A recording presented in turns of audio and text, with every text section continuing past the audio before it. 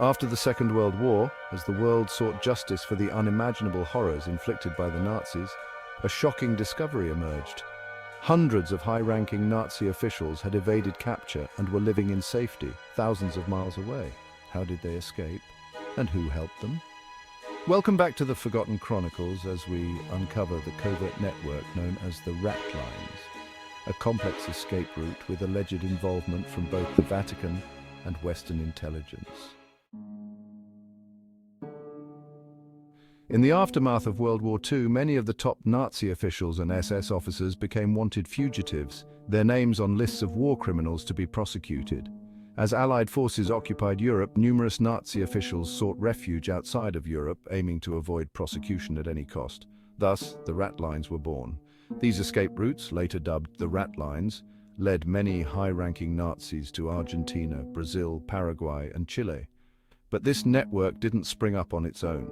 Instead, it was supported by a shadowy web of operatives and insiders who were able to forge documents, create false identities, and offer safe passage. Most Ratline routes began in Italy, where Nazi officials could find safe houses and sympathetic locals to aid them. Many traveled through Rome, boarding ships or planes that would take them to South America. Adolf Eichmann, known as the architect of the Holocaust, traveled through these channels, ending up in Argentina under the alias Ricardo Clement. Others, like Josef Mengele, notorious for his horrific experiments, also made their way through the Ratlines.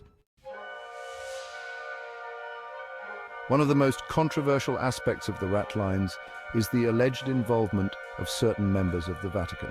Several reports suggest that high-ranking Vatican officials, sympathetic to certain causes or fearing the spread of communism, offered shelter and support to Nazi war criminals. The Catholic Church had existing networks across Europe and connections that made it easier to establish fake identities for those using the Ratlines. One significant figure was Bishop Alois Hudal, an Austrian bishop with known Nazi sympathies. Allegedly, Hudal used his influence to assist former Nazis by providing them with shelter and the documentation necessary for their escape. Whether the Vatican as an institution endorsed this is still debated, but the shadow of these accusations lingers to this day. It wasn't just religious organizations with ties to the Ratlines. Allied intelligence agencies also found themselves entangled.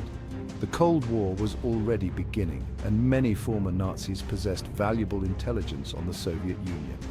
Agencies like the CIA saw these individuals as assets, ignoring their war crimes in exchange for information.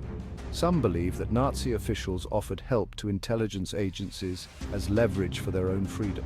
With Soviet influence spreading, the Allies were willing to turn a blind eye to Nazi atrocities, valuing the intelligence they could gain on the USSR.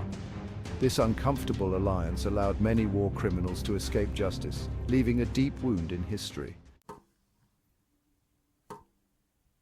The escape of Nazi war criminals has left a lasting legacy, sparking outrage, conspiracy theories, and questions that remain unanswered. In 1960, Adolf Eichmann was finally captured by Mossad in Argentina and brought to trial in Israel. But for many others who escaped via the Ratlines, justice was never served. The Ratlines represent a dark chapter, a network that brought Nazi criminals to freedom and forever altered the public's perception of post-war justice. The involvement of trusted institutions like the Vatican and Western intelligence agencies has added layers of complexity and controversy.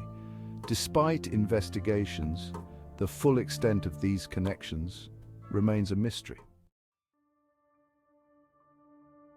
To this day, the Ratlines remain a painful reminder of the lengths some went to protect men guilty of unimaginable crimes. Join us next time on the Forgotten Chronicles as we continue to uncover history's darkest secrets. Don't forget to like, comment, and subscribe for more revelations from history's hidden past.